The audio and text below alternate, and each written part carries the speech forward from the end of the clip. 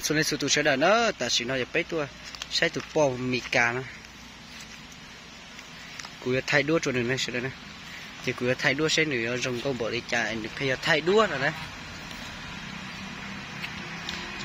chụp ở đâu là chụp ở đâu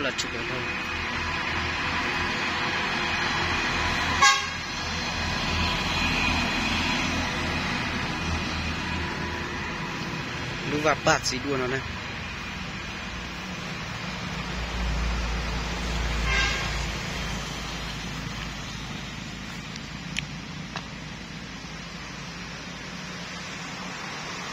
trên này tao qua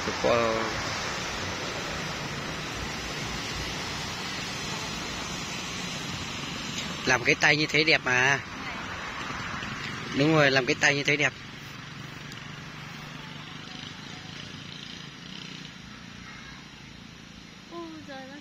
Tạo dáng như nhiều đi trời ơi.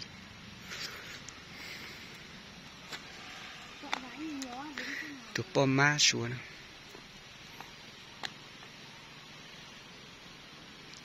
Màu đẹp thế này mà bảo không đẹp.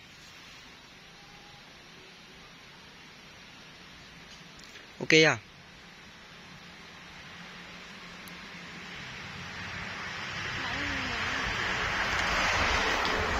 Nghỉ thôi đó. Thay nó này.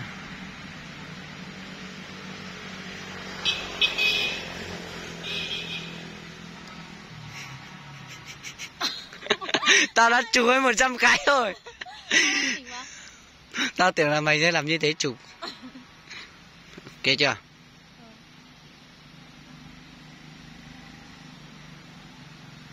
Vì đi lê ao mới xuống tới nhơi nhơi những bao lì xì ngây ngơ.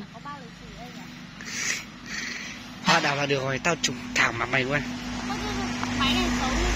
Đẹp thế này.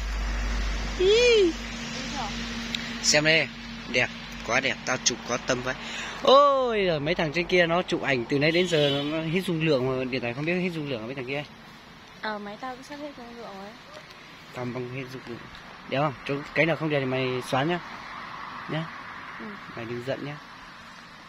Trời ơi, nó bà sĩ đuột tới rung có cửa gấu nữa. Được ơi, quay cho tao một cái đi độ cho giống người giàu mày vừa bảo chưa?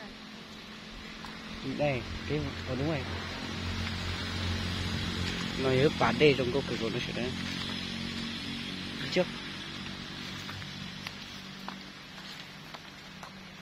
Bò mì cà.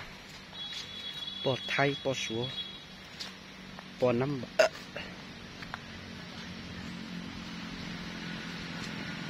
đi bộ đâu?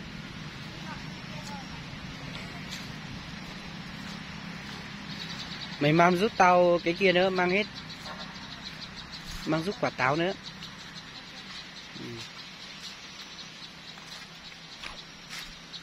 Thì nó mới cho tim này tôi nhớ tụi nó thế. Ok.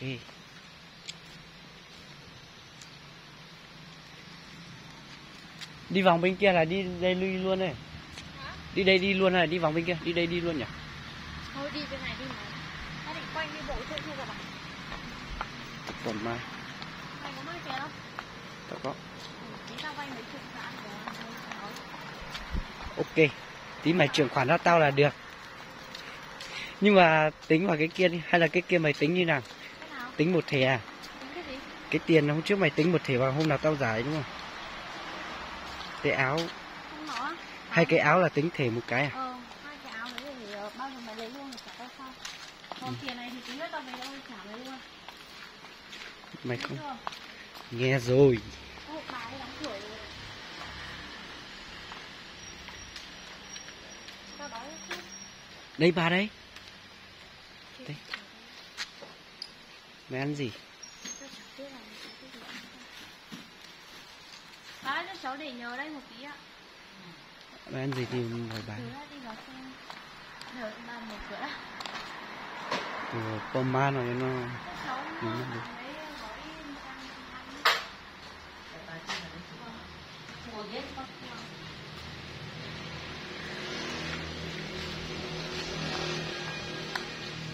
Có cái bao lì xì không nhỉ? Không biết bán bao lì xì đây không? Không có đâu, giờ này đã Tết đâu mày. Lì xì người ta mua bán ở chợ ấy.